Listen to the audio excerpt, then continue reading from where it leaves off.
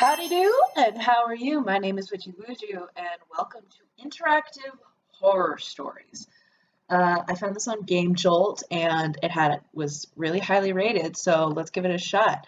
It looks like we could just. It looks like an interactive horror story, so let's start with the first one. You are a single mother. Your daughter Lisa is an intelligent girl who doesn't have any friends. You buy her a rag doll. Well, there's your first problem. Soon, Lisa will claim that the doll can talk, and it should be set on fire. And this is just the beginning of your nightmare. Can the doll be really possessed, as Lisa claims? If you are stuck, you can see our Facebook post about how to get the good ending in this story. Ooh, sounds interesting. Let's get into it. The doll. As a single mother, you know how hard it is to look after a 13-year-old girl. Hard, but still joyful. Her presents give you all the strength you need. Her name is Lisa, and she is a shy girl. She doesn't talk much. You got divorced 3 years ago because he cheated on you with his secretary. That bitch. Lisa misses her father. Not Lisa, the husband. But you don't allow her to see him. She adores her father, but you think he's an asshole. And rightly so. Lisa is a special kid. Her teacher once said that she is too intelligent for a girl her age, but you already knew it. Her reactions are unexpectedly mature. She is also hardworking. You expect perfection from her. Well, Her teacher told you that you must take Lisa to a psychiatrist. You will do it soon. She is a lonely girl. Maybe because she doesn't talk too much. You think that she needs friends, so you bought her a rag doll to cease her loneliness. She's 13 years old. You bought her the rag doll from the local toy store. Not an expensive toy, nothing too fancy. Lisa might still like it. You know that expense doesn't make Lisa happier. The doll is a girl with big blue eyes and curly black hair. She has a wide grin that you can call friendly. Her dress is red, matching her shoes. She also has eyebrows. Why is that an important detail? She has eyebrows. The unnamed doll waits for her new owner and in the kid's bedroom. You haven't brought Lisa home from school yet. It's Friday. Not a sunny day. The sky is covered with gray clouds. You're driving your car. Lisa sits on the next seat. The seat belts are worn tight. She looks from the window blankly, without any expression on her face. You remember that the math exam results were going to be announced today. How are the exam results? Lisa sighs and says, terrible. I am the 7th in the class. Oh, well, that's good. That's good. You did your best. Not first like the previous exam. It is okay. I know that you will be mad at me. I didn't study enough. No, it's okay, darling. It is okay. She looks at you with a slight surprise. You always scolded her whenever she wasn't the best. Well, that's a rude thing to do, and she deserves better because she tried her hardest, so it's okay. Now you say, it's okay, darling. She continues watching the cars passing by. You're driving your car. Lisa sits on the next seat. The seat belts are worn tight. Were you able to make any friends today? No, she says with a determined voice. They are just idiots. For example, they see other classes in the school as enemies, as if they were an enemy nation with a different religion. I mean, it is still silly to be enemies because of race or religion. Fair point.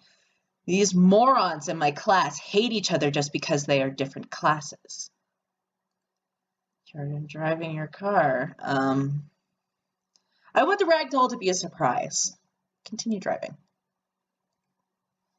You finally arrive home. The doll's in your bedroom.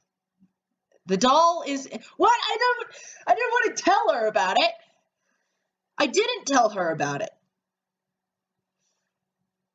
They finally arrive home. The doll is in your bedroom, Lisa, you tell her.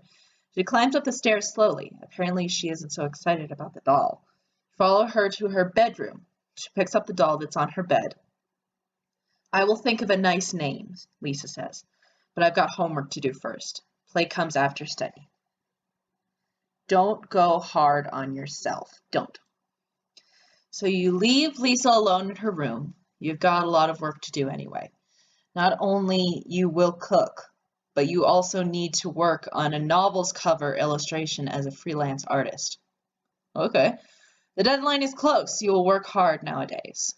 So you work hard. Shut up! My phone's going off. It's not even anything. You work all day. The only break you get is with dinner. You don't talk about anything during dinner with Lisa. It's 2200, which is 10 o'clock. 13-year-old has 10 o'clock bedtime. My parents always made me go to bed at like 9. You visit Lisa before she sleeps. She's in her pink dotted pajamas. She is holding the doll in her arms. Mom, I'm going to tell you something, but you won't believe. After a few seconds of silence, she speaks. The doll can speak. She told me her name is Anna. Go on. Lisa explains. Anna says that she was nothing but a piece of light, a light that's drifting in absolute blackness, a weak light in the infinite darkness. Wow, this is something really heavy stuff that a 13-year-old is talking about. And she found life in this doll. She was waiting in the toy store for a friend, lonely. And today she found me. She says that she loves me. I believe you. We need to throw the doll away. And what did you tell her? Lisa smiles, and I said I would be her new friend and I will always love her, she continues. And then she told me that she was happy like the times when she used to be an angel. I believe you, we need to throw the doll away. What would I do as a parent if my child told me their doll started? Yeah, I'd throw it away. She screams, no, I don't want it to be thrown. She's my friend. Please don't. I feel like the doll is staring at you too.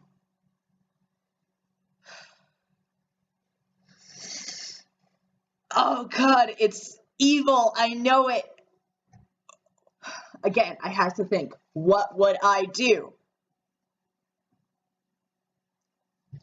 I mean, it would risk the relationship with my own child. It's obviously already on high end. Okay, fine, she can keep it. Lisa doesn't show her emotions usually, but this time you can see that she is surprised. Oh, thank you very much, Mom, she says. You kiss her goodnight and leave her with Anna, the doll. And I'll fucking regret this. Because of all the hard work, you begin to feel tired. When you go to bed, it doesn't take long for you to fall asleep. A few hours later, you wake up to the sounds coming from the outside.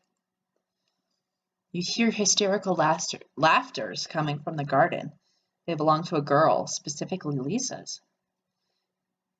You stand up and look outside the window, and you see Lisa standing and laughing in the garden under the pale moonlight. She is facing back. You can't see her face. Go into the garden, because it's late at night and you don't want to start shouting. Climb down nervously. You wear your shoes and walk up to the garden. Lisa doesn't react to your presence. You approach Lisa and put your hand on her shoulder. She turns her face to you. It is not Lisa's face. It is not even a human face. The texture of the face is a gray rag. The eyes are quite big for a human. So is the wide smile. The voice changes. It doesn't belong to a girl now, but a demon. She stares at you and laughs. You wake up. It was just a nightmare. You're all sweaty with terror. The morning has already broken, and you decide to check on Lisa. Lisa is sleeping peacefully, hugging Anna. Anna is carrying that wide smile that annoys you now. But hey, it is normal. It would be terrible if the doll's face was different than how you bought it. You go to the kitchen to prepare the weekend breakfast. You usually make the omelet with sausage on Saturdays. You will repeat that habit today. You're in the kitchen. You take the sausage and eggs from the fridge. You will need to slice up a sausage, so you open the drawer to pick up the meat knife. Something is wrong. The knife isn't there. Search for the knife in the kitchen. Search the whole kitchen. No drawer is not looked into. You even looked into the fridge. No, the knife isn't there either. There is only one place you haven't looked, inside the garbage bin. You open the lid. You can find the knife inside the garbage bin. You search the knife everywhere possible, but is in vain, so you decide to use another knife to prepare the omelet. Knives going missing. Not great. If that happened in my house, usually we would blame my brother for doing it, because he liked to take dishes downstairs and stuff. After you have prepared the omelet, Lisa wakes up and joins you in the kitchen. You eat breakfast with her. She doesn't look so happy. There's an uneasiness on her face.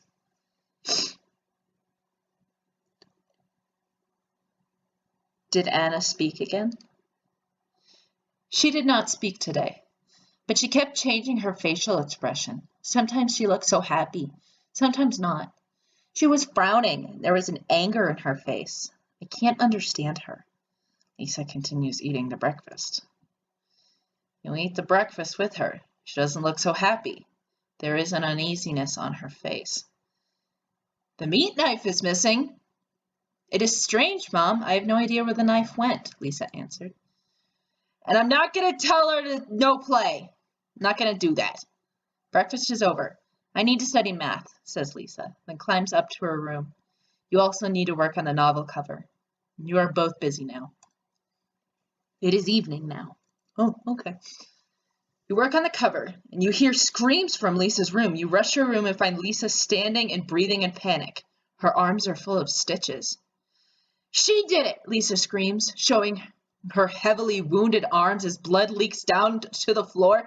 She jumped and ran away. Lisa points to the open window. You look outside. You can't see any running dolls there.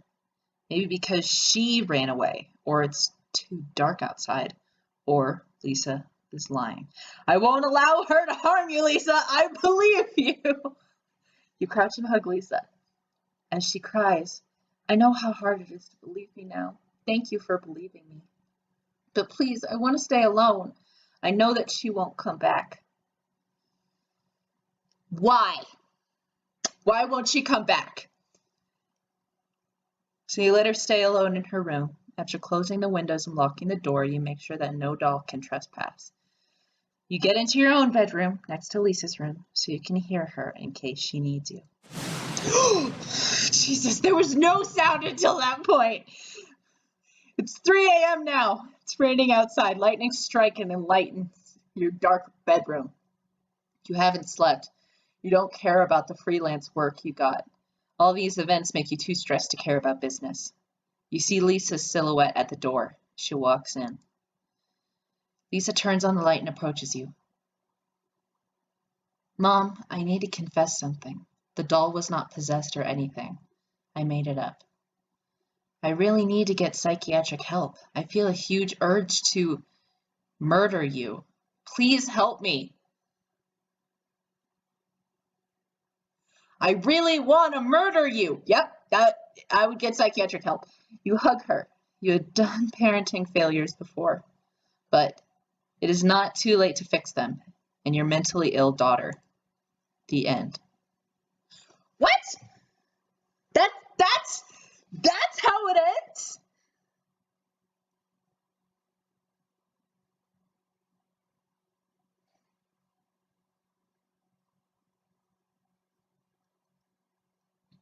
That's how it ends.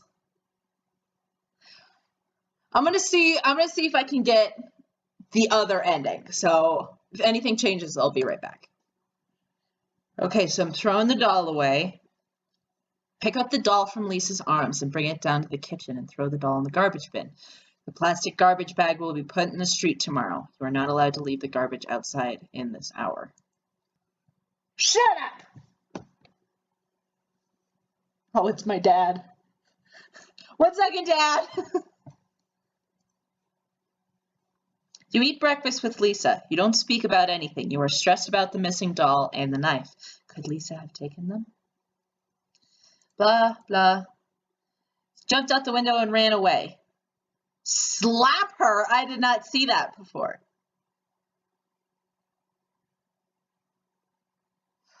Slap her. You slap your daughter so hard that she hits the floor. She starts crying on the floor, crawling into a fetus shape, but she doesn't say anything. You leave the room with anger and you don't visit Lisa again tonight. The other ending is going to be her killing me. See, Lisa's silhouette at the door. She walks in. Lisa is holding something behind her back, but you can't see it. She approaches your bed, climbs it, and comes near you. Yep.